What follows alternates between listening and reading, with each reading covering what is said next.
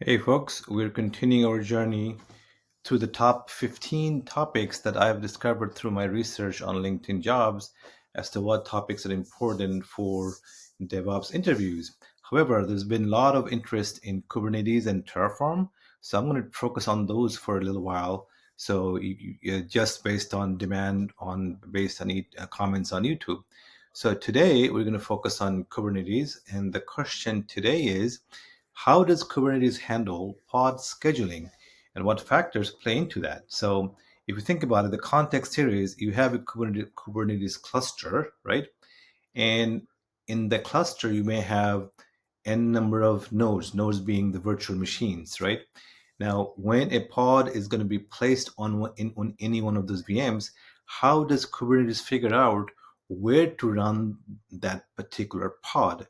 That's a decision that happens all the time in the scheduler of Kubernetes cluster. But what does it consider? That's the question, right? So before I get to the answer, just a quick reminder that you should, if you're in the job market, you should talk to my career advisor for free. He's giving away 1 hour of free session for anybody who wants it.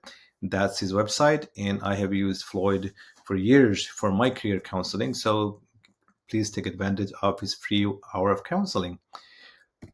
Okay, to answer now, we can talk about this topic for 2 3 hours because there's so many things involved. So if you're asked anything like this in the interview, of course you have to summarize, but these are the main points, right? And again, you don't even have to talk about all these 8 9 points, the criteria that we have here. If you can remember even 3 or 4, that's great. First one, resource requests and limits. So when we define pods, the containers are actually you can actually define how much CPU and RAM that particular container should consume. If it goes beyond that, certain actions are taken. So those factor into what nodes is going to get placed on. So if you're requesting whole lot of CPU and memory and the node doesn't have it, so you're not going to be placed on that particular pod. Second, node affinity and pod affinity. Node affinity means you can define and say these pods are to be scheduled in nodes of these tags. So that's what it's kind of like if you can if one scenario would be staging and production, for example, right?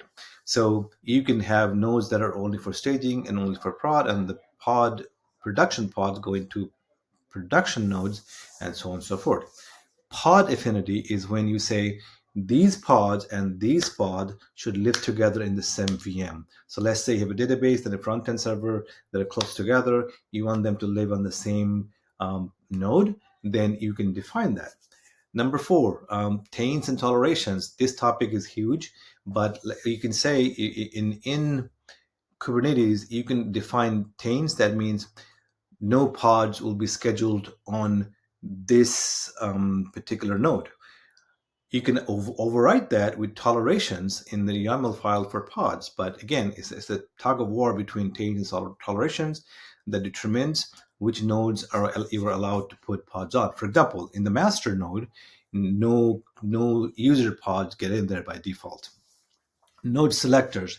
This is where you actually specifically say this pod, when you're writing the YAML for it, this pod should live on this particular node with a name on it. You can do that. Priority and preemption. And this is what it sounds like it is. So let's say that you have certain pods that has higher priority. Let's say database pods, right? Those pods will take priority over other general pods. Preemption means some higher priority pods can actually kick out running pods from a particular node because this particular pod has highest higher priority. Topology, it is what it sounds like it is. So for example, if you want to schedule certain pods in certain zones or regions, you can define that as well. Node conditions. So if the node, this is obvious, if the nodes are not healthy, then you're not going to put new pods on it. And if they're healthy, you put new nodes on it. That's also a factor, obviously. So as you can see, We can take one of these topics and talk about it for half an hour, right? This is such a broad topic, but you get the idea.